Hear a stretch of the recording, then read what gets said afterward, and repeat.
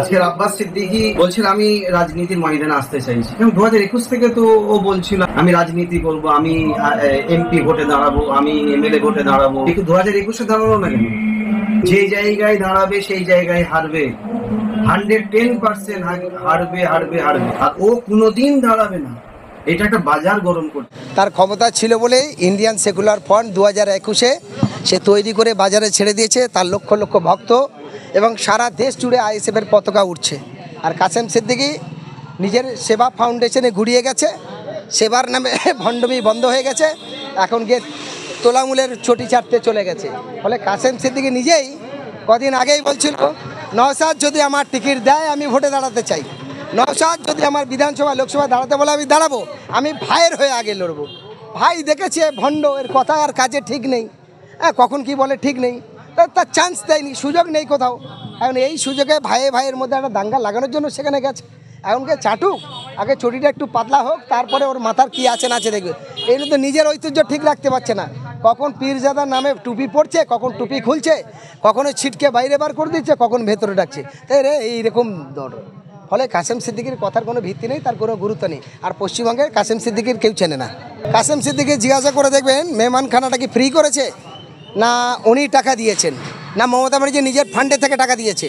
টাকাটা হলো জনগণের ট্যাক্সের টাকা, জনসেবায় নিয়োগ করার জন্য সরকার ওয়াদা করেছিল, সেই ওয়াদা ক্লাব করেছে, এখন আবার চিটিংবাজি ব্যবসা খুলেছে। কারণ মেহমানখানে যে থাকবে তাকে টাকা দিতে হবে, ফ্রি নয়, একটা বড় টাকা। যেখানে আমি বাইরে একটা হোটেলে গিয়ে 150 টাকাতে খেয়ে আরামসে থাকতে পারবো, সেখানে এখানে দিতে হবে 750 টাকা। ফলে কাসেম সিদ্দিকী বলতে পারো ওটা ব্যবসা খুলেছে। ফলে চিটিংবাজি বন্ধ রেখে স্বচ্ছভাবে কাজ করুন। অনেক দিন আগে থেকে বলেছিল, তৃণমূল কংগ্রেস যখন বিরোধী দল ছিল তখন থেকে বলেছিল আমরা যদি পাওয়ারে আসি ফুরপুরা শরীফের উন্নয়ন করব, রেলপথ দিয়ে দেবো, ফুরপুরায় মেহমানখানা করব, ফুরপুরা ফ্রি হসপিটাল করব, ফুরপুরা সমস্ত রকম পরিষেবা দেবো, বাংলার প্রথম তীর্থস্থান হিসাবে স্বীকৃতি তৈরি করবো। সেটা তো কাসেম পারিনি এবং তার দলও পারি, যে দলে গেছে সে দলও পারিনি। ফলে এখন মানুষের সঙ্গে একটা ধোকা দিয়ে ব্যবসা করার মতো দোকান খুলেছে নতুন। আলাদাভাবে যেটা বলেছেন যে আমরা আলাদাভাবে করব, সরকার জায়গার চয়েস করে দিক, ওনারা সেই করার প্রস্তুতি নিয়ে আছে। একটা হসপিটাল করতে গেলে তার বড় সংখ্যা একটা জমি ডোনেট করতে হয়, সেই জমি ডোনেশন কেউ এখনও করেনি। একটা হসপিটাল করতে গেলে মিনিমাম 5 বিঘা জমি তার ডোনেট করতে হবে।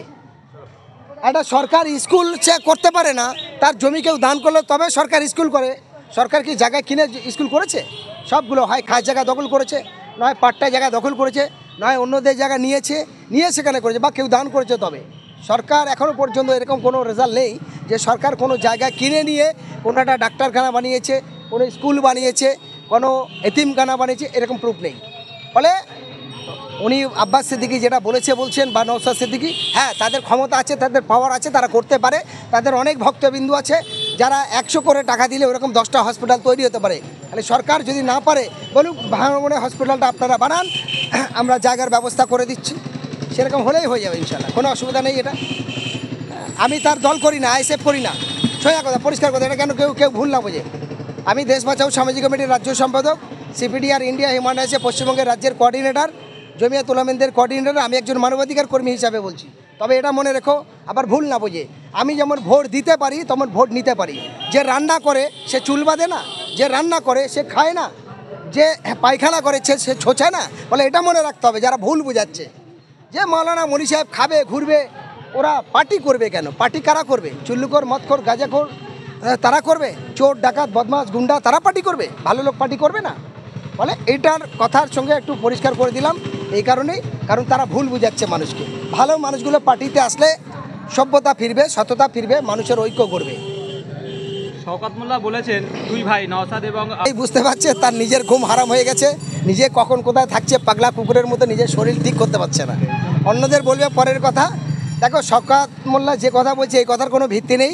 আমি একটাই কথা বলতে পারি, পশ্চিমবঙ্গের মধ্যে একেবারে যেটা শওকত মোল্লা বলছে আব্বাস যদি বাপের বেটা হয়, হ্যাঁ বাপের বেটা, তারা কোনো ভাড়াটিয়া জায়গায় যায়নি, তারা কোনো উদ্বাস্তু জায়গায় যায়নি, তাদের ক্ষমতা ছিল, পাওয়ার ছিল, তাই নিজেরা রাজনৈতিক দল তৈরি করেছে, তৈরি করে নিজের ঝান্ডা নিয়ে মাঠে নেমেছে, জনগণের কাছে বলতে এসেছে। শওকত মোল্লা তো ভাড়াটিয়া উদ্বাস্তু হিসাবে গেছে, তাই তো মমতা ব্যানার্জি দুবার জুতোর বাড়ি মেরেছে। একবার বলে শওকত তুই কী করবি, তুই তো বোম মারিস, আর একবার বলে শওকত তুই লোকের ধোকটা দিচ্ছিস কেন, মানিক পাইকের খুনের সঙ্গে তোর লোকেরা যুক্ত। বলেছে এত অপমানের পর যদি তার দিদি দিদি করে পা চাটে চপ্পল চাটে ছাড়তে পারে, চেটে চেটে জিভ সাদা করে ফেলুক, অসুবিধা নেই। কিন্তু ওর যদি ক্ষমতা থাকে একটা নিজের দল তৈরি করে মাঠে নেমে দেখো, যেটা নওশাদ সিদ্দিকী করেছে। আব্বাস সিদ্দিকী নবদিবসের মঞ্চ থেকে তিনি বলেছেন যে আমার এখন সাহস দেখেনি, আমার বহুত সাহস, এবং বলছে বেশি রাগালে কিন্তু তার ঘাড়ে উঠে চেপে বলবো। কী বলবেন? সেটা তার ব্যক্তিগত ব্যাপার, সে তার কথা বলেছে, বলতে পারে। শওকত মোল্লাও তো অনেক কথা বলে, যাকে তাকে উল্টোপাল্টা কথা বলে, লোকের বাড়ির মোটর তুলে নিতে পারে, লোকের আধার কার্ড আই কার্ড টেনে নিয়ে তা ছিঁড়ে ফেলে দিতে পারে, যে অধিকার ভারতবর্ষের গণতন্ত্রের মধ্যে নেই, যেটা ভারতবর্ষের সংবিধানে নেই। ফলে আব্বাস সিদ্দিকী এটা বলার অবকাশ নেই, সে তো বলেছে অন্যরকমভাবে বলেছে, এটা বলতেই পারে, যে কোনো মানুষের গণতান্ত্রিক অধিকার আছে। চ্যালেঞ্জ করেছে, বলছি কারোর লাগবে না, আব্বাস সিদ্দিকীর নওশাদ সিদ্দিকীর কারোর লাগবে না। শওকত মোল্লা, তোমার বাড়ি যেখানে, তোমার নিজের অঞ্চলে পঞ্চায়েত ভোটে অবাধ সুষ্ঠু নির্বাচন করে তুমি নিজে পঞ্চায়েত ভোটে দাঁড়িয়ে দেখো, গোয়ার হারবে, 200 ভোট পাবে না। বিধানসভা লোকসভা তো দূর কথা, গতবারে তো লজ্জা থাকা দরকার, প্রচুর ভোটে হেরেছিল। যখন দেখলো শুনেছে 204 পার হয়েছে, তখন ওরা জোর করে কেড়ে কুড়ে নিয়েছে। অবাধ সুষ্ঠু নির্বাচন হলে ক্যানিংয়ে যে বিরোধী দল হোক না কেন, অবাধ সুষ্ঠু নির্বাচন হলে ক্যানিং পূর্বে শওকত মোল্লা 2 লক্ষ ভোটে হারবে, অন্য জায়গায় যেতে হবে না, ক্যানিং ওর নিজের এলাকা থেকে 2 লক্ষ ভোটে হারবে।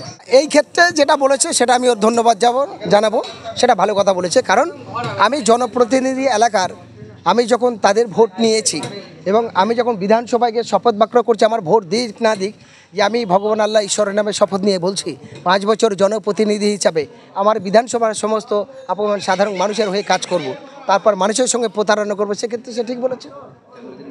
ফলে শেখ জামিল উদ্দিনের বাড়িতে যায়নি, সে কথাটা সে বলেছে যে জামিল উদ্দিনের বাড়ি যায়নি কেন, তার বাড়ি যাক, তার এতিম বাচ্চার মাথায় হাত দিক, তার বিধবা তার স্ত্রীর মাথায় হাত দিক, তার মা তার বোনদের পাশে যাক, তাদের চাকরির ব্যবস্থা করুক, তার সাহায্য করুক, ঠিকই বলেছে। ফলে সেটা করেনি, তার জ্বালা লেগেছে, পরে তো সেটা মিথ্যা কথা বলেছে, সম্পূর্ণ উল্টো বিভ্রান্ত কথা বলেছে। এবং তারপরে কি করলো, তার নিজের ক্ষমতা আসা হলো না, কোনো একজন মানুষের মাধ্যমে জোর করে ডেকে নিয়ে গেল অফিসে, নিয়ে প্রতিবাদে মুখ রক্ষার জন্য 50,000 টাকা দিয়েছে শুনেছি এটা। ফলে সেই ক্ষেত্রে আমরাও নজর রেখেছি, ফলে সেটা একটা কারচুপি। কারণ তিনি আরএসএসের বাহিনীদের সঙ্গে অন্যভাবে গোপনে সাহায্য করবে, গোপনে চলবে, তাদের দ্বারা বারবার দাঙ্গা হবে। ধুলোগড়ে অনেকবার ওই আপনার ধুলিবাটি অনেকবার হয়েছে, আমলাবেড়ে হয়েছে, হেলিকপ্টার মোড়ে হয়েছে, হ্যাঁ, তারপর এই ক্যানিং সাব ডিভিশনে বিভিন্ন জায়গায় এটা হচ্ছে, ইটকলায় হয়েছে, হ্যাঁ, আবার ফের এখানেই নূতন করে হলো। ফলে সবটাই ওরা জানার পরে চুপ করে থাকবে। সাতমুখো ব্রিজের কাছেও হয়েছিল। ফলে এতগুলো পর ঘটনা ঘটেছিল, কখনো খেলায় যেতে, কত রাস্তায় চলতে, এগুলো সব তারা জানার পর আজকে লুকাতে গেলে তো আর হবে না, মানুষ বুঝে গেছে। এই জন্য মানুষ চায় অবাধ সুষ্ঠু নির্বাচন। ফলে মানুষের প্রতি তাদের সেই বিশ্বাস ভরসা নেই বলে পঞ্চায়েত ইলেকশনে যারা অন্য বিরোধী দল তাদের মনোনয়ন জমা করতে দেয়নি। তাহলে এদের ভয়টা কোথায় সেটা পরিষ্কার হয়ে গেছে না। এখনো পর্যন্ত 8 থেকে 10 দিন এখনও পর্যন্ত 202 জন আসামি ধরেছে, বাকি পুলিশের মতো নাকি তদন্ত করছে। আমরা পুলিশকে নির্দিষ্টভাবে কয়েকটা, আমরা অলরেডিভাবে 3টে সভা এবং এসপিকে ডেপুটেশন দেবো বলে ঠিক করেছিলাম। পুলিশ আমাদের রিকোয়েস্ট করেছে আপনারা কয়েকদিন অপেক্ষা করুন, আমরা না ধরতে পারলে তারপরে। ফলে আমরা 1 সপ্তাহ সময় দিয়েছিলাম, পরে আমাদের বিভিন্ন সংগঠন মিলে আলাপ আলোচনায় বসবো এবং আমরা চেয়েছিলাম সরকারি প্রতিনিধি 1 সপ্তাহের মধ্যে তার বাড়িতে আসতে হবে এবং তাদের পরিবারের পাশে কী দিচ্ছে, এবং সরকারি 2 জনের চাকরি 20 লক্ষ টাকা, এবং দোষীদের শাস্তির জন্য সরকার তার প্রতিনিধি পাঠাচ্ছে কিনা বা সেগুলো করছে কিনা দেখব। না হলে আমরা আমাদের পথে হাঁটবো। কিন্তু আমরা খুব তৈরি আছি, খুব তাড়াতাড়ি হয়তো বারুইপুর জেলা পুলিশ অফিসে ডেপুটেশন দেব এবং একাধিকভাবে আমরা গোটা জেলায় এই সতর্কবার্তার জন্য এই লড়াই আন্দোলনে সামিল হব। আচ্ছা, এই যে 30 কোটি টাকার অভিযোগে যে মামলা করেছে হাইকোর্টে নওশাদ সিদ্দিকী, শওকত মোল্লা, এটা মিলিয়ে যাবে তো, এটা আলাদা কেটে দেবো, করবে কি না করবে বাদ দেবে? ওটা তো এখন বললে তো, একবার হলো তো।